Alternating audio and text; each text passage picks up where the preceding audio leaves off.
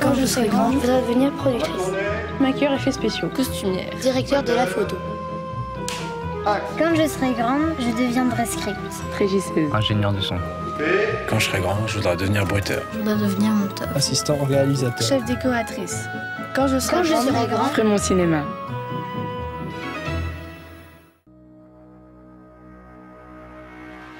Je m'appelle William, j'ai 14 ans et quand je serai grand, je voudrais devenir monteur.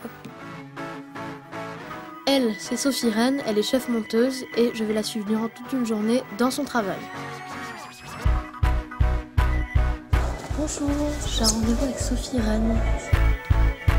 Bonjour William. Bonjour. Bonjour, ça va? Oui, Je t'emmène dans ma salle? bah allons-y. Voilà. Bienvenue dans ma salle. Mon outil de travail. Alors écoute, là, moi je suis en train de monter là depuis, j'ai commencé il y a 3 semaines, je suis sur un film de Xavier de Choudens qui s'appelle Joseph et la fille et c'est un super beau film avec Dutronc, Jacques Dutronc. Là ils sont en tournage, donc moi je suis toute seule, on va s'y mettre. T'es prêt à passer la journée à bosser avec moi, tu vas voir. Le montage, c'est la 3e écriture. C'est vrai, c'est la 3e fois que tu fais le film, même. Donc une première fois au scénario, une 2e fois à la réal. Et c'est vrai que c'est quelqu'un, le monteur, qui doit connaître parfaitement les 2 premiers films, c'est-à-dire le scénar et tous les éléments qui ont été tournés, c'est-à-dire tous les rushs, et qui doit les oublier pour fabriquer le film une 3e fois. La technique, elle est simple de montage. Tu choisis un petit bout de montage, tu vois, tu choisis entre là et là, par exemple, et tu vas le coller de l'autre côté. Et là, c'est tout ce qui est déjà monté, tu vois. D'accord. Les plans sont assemblés, il y a un gros plan large, voilà. Le réalisateur, il a voulu faire passer de la tristesse dans cette séquence. Et moi, mon boulot, ça va être de décider, de sentir à quel moment, sur quelle phrase on a envie de se resserrer sur le personnage principal, ou si on a envie d'être sur le personnage qui écoute, avec la phrase off, tu vois. Donc on a des milliers de possibilités, laquelle est la plus émouvante, tu vois. Je vais te montrer 2 prises et tu vas me dire celle que tu préfères, par exemple. Toi, t'as des culs de te pointer comme ça, hein. Tu crois que j'ai rien vu? Tu m'en me flingue tout de suite. Je l'ai plus. Il me l'a pris. C'est ça pour moi pour un con en plus. Je prends pas un con, il me l'a pris, je l'ai retrouvé, ça va. Moi, celle que j'aime bien et que j'ai montée, c'est celle-là, qui n'était pas forcément un des choix du tournage parce qu'ils n'ont pas non plus la même vision. T'as du culot de te pointer comme ça, hein. Tu crois que j'ai rien vu? Tu m'en me flingue tout de suite. Je trouve ça plus juste qu'il parle doucement parce qu'on est dans une cage d'escalier. Ouais. Et je trouve qu'il crie trop dans l'autre. Par exemple, toi, dans le couloir. Tu récupères demain. Et tu vois, j'aime bien la fin.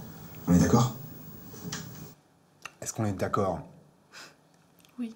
Tu vois, j'aime bien parce qu'il y a un truc qui se passe entre les deux, qu'il n'y a pas dans l'autre prise, tu vois. C'est assez subtil, mais tu influences vraiment, en tant que monteur, la façon d'être du personnage, en fait. Tu vois, est-ce que tu veux construire un personnage qui est cassant, tout ça, ou quand même, là, il est un peu tendre. Il est un peu tendre et il a envie de lui parler plus gentiment et de la faire quand même rentrer, tu vois. Sur un tournage, ils sont sur scène, ils sont un peu comme au théâtre, tu vois, ils sont vraiment dans la pièce, ils entendent tout. Et nous, on est vraiment le premier spectateur, en fait. Le monteur, c'est le premier spectateur, et donc je donne mon avis et je vois surtout comment moi, on ressent les images à travers un écran. Tu vois, comment on ressent les émotions. Allez, viens.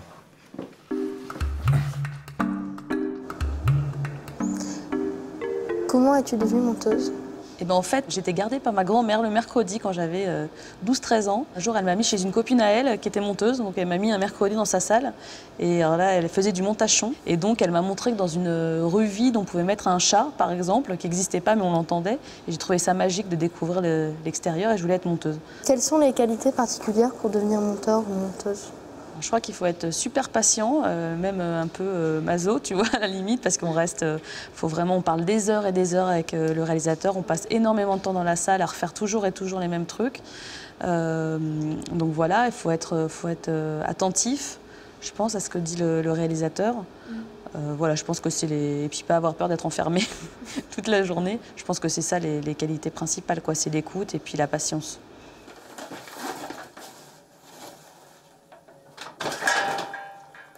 C'est un sac à main pour garçon. C'est très hype. Donc on peut décider de laisser dans le film comme ça. Tu vois, ils sont chacun dans leur coin. Ça nous évoque qu'ils ne sont pas encore vraiment retrouvés, qu'ils sont un peu timides, là, voilà. Donc on peut se dire que jusqu'à ce qu'il lui offre, pour qu'on se rende bien compte qu'elle lui tend un paquet, tout ça, on va rester en plan large. Toc.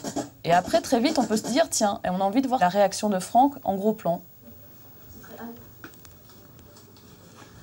Tu vois, son petit haussement de sourcil, là, c'est bien, je trouve.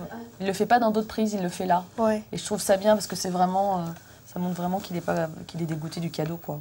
Et donc, pour réunir les deux plans, il faut que je fasse un raccord. Alors, c'est quoi un raccord? Alors, le raccord, c'est faire en sorte que le passage de plan large au plan serré, d'un plan à un autre, se voit le moins possible. Donc, l'idée, c'est de faire le raccord le plus invisible possible pour pas que toi, tu sois gêné. Tu vois, un bon montage, c'est un montage qui se voit le moins possible. Parce que toi, en tant que spectateur, tu dois pas te rendre compte des artifices. Ouais. Si là, je fais un truc super moche, qu'il a déjà sorti son truc du sac, Ouais. et que là, je reprends au moment où il ressort du sac, tu te rends bien compte qu'on sent bien que c'est pas le même moment, le même temps. Et...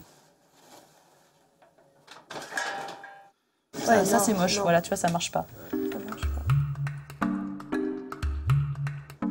Comment définirais-tu ton métier?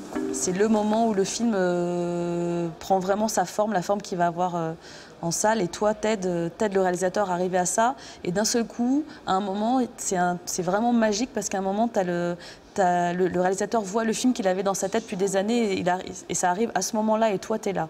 Et moi, je trouve que c'est vraiment la place privilégiée pour assister à ça, quoi.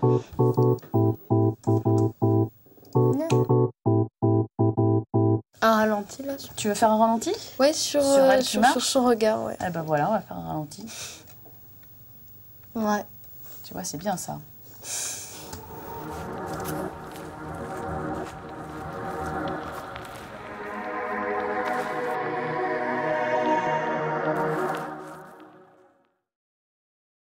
Quel conseil pourrais-tu me donner si je devais faire mon taf? Eh ben moi, je pense qu'il faut que tu sois très patient, que tu puisses, faut être curieux, faut aller dans les salles et rencontrer les gens, et rencontrer les monsters et être très patient parce que pour mettre le pied dedans, ça peut mettre beaucoup de temps. Être très très humble parce que c'est un métier où il n'y a pas de la place pour l'ego et voilà, même quand tu démarres, faut accepter de faire plein de choses quand tu es stagiaire, tu vois, vraiment être disponible et te fondre comme ça dans la salle pour observer et voilà, être patient et humble, je pense que c'est les deux trucs qu'il faut que tu gardes en tête si tu as envie de bosser là-dedans, quoi. Claire, tu vas l'emmener au labo? Oui. S'il te plaît, comme ça tu vas lui montrer les étapes avec Dominique, ce qui se passe après nous, quoi, avant que ça soit projeté au cinéma. Et puis voilà, comme ça tu auras fait le tour de tout ça. Bah, merci beaucoup. Et bah c'est moi. Au revoir. Au revoir. Au revoir. À tout à l'heure, Claire.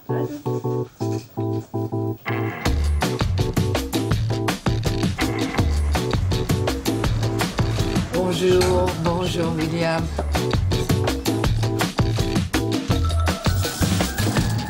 Vous avez vu Sophie le monter en virtuel. Là, vous allez voir Isabelle en train de le conformer. C'est-à-dire, elle va prendre l'original et elle va refaire exactement ce que la monteuse a fait en virtuel. Tu vois, quand on a fini le montage, on fournit ça, on tire les listes de chaque plan et en fonction des codes, ils reviennent les chercher sur le... Voilà, c'est la correspondance entre ce qu'on avait nous en numérique et puis le retour à la pellicule. Et ça prend combien de temps de transformer tout ce film numérique en négatif? Il faut compter à peu près 2 mois à 3 mois pour terminer, jusqu'à ce qu'on tire les copies de série que tu verras en salle. D'accord. Donc, tu as vu le montage, tu as vu le laboratoire. Est-ce que tu as imaginé qu'il y avait autant d'étapes qui permettaient d'amener le film jusque dans les salles? Je crois que ça sortait directement dans le montage. Voilà. Ça a permis d'apprendre beaucoup de choses. Voilà, il y a plein d'étapes jusqu'aux salles et aux spectateurs assis. Et puis tu n'hésites pas à revenir et si un jour tu veux faire un stage chez nous plus approfondi, tu seras le bienvenu. Bah, merci. Voilà.